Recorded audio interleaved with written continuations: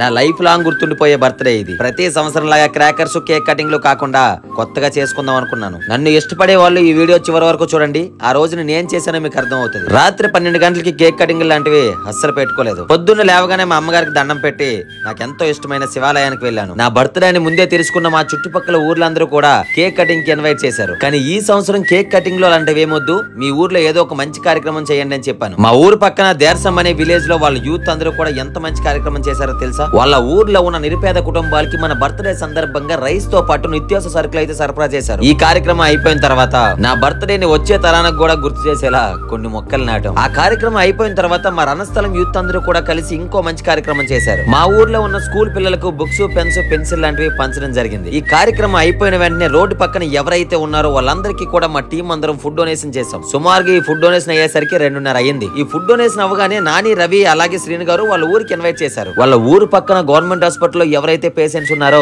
వాళ్ళకి ఫ్రూట్స్ తో పాటు బ్రెడ్ కూడా అందజేశారు. ఈ కార్యక్రమం అయిపోయిన తర్వాత ప్రతి సంవత్సరం కేక్ కట్ చేసే మా ప్రసాద్ తమ్ముడు కూడా వాళ్ళ ఊరికి ఇన్వైట్ చేశాడు. కానీ ఈ సంవత్సరం కేక్ కటింగ్ చేయకుండా వాళ్ళ ఊర్లో ఎవరైతే నిరుపేద కుటుంబాలు ఉన్నారో వాళ్ళకి రైస్ బ్యాగ్ తో పాటు కొన్ని నిత్యావసర సరుకులు అయితే అందజేశాడు. నా చుట్టుపక్కల ఉన్న వాళ్ళు నా కోసం ఎంత చేస్తే దూరంగా ఉన్న వాళ్ళు కూడా నా కోసం చాలా చేశారు. చాలా మంది నా దగ్గరికి రాలేకపోయినా సరే వాళ్ళ చుట్టుపక్కల ఉన్న వాళ్ళకి ఫుడ్ డొనేషన్ చేసి నాకు వీడియోస్ పంపించారు. ఇవన్నీ చూసాక నాకు అర్థమైంది నా బర్త్డే ఎంత గ్రాండ్ గా జరిపించారు. మీరు కూడా ఇలాగే చేసుకోండి నేను చెప్పట్లేదు, బట్ ఈ సంవత్సరం నేను కొంచెం డిఫరెంట్ గా చేసుకున్నాను, అది మీకు చెప్పాలనిపించింది. ఫాలో చేయండి, అలాంటివి ఏం చెప్పను. కానీ ఈ బర్త్డే ఎలా అనిపించిందో తప్పకుండా కామెంట్ చేయండి.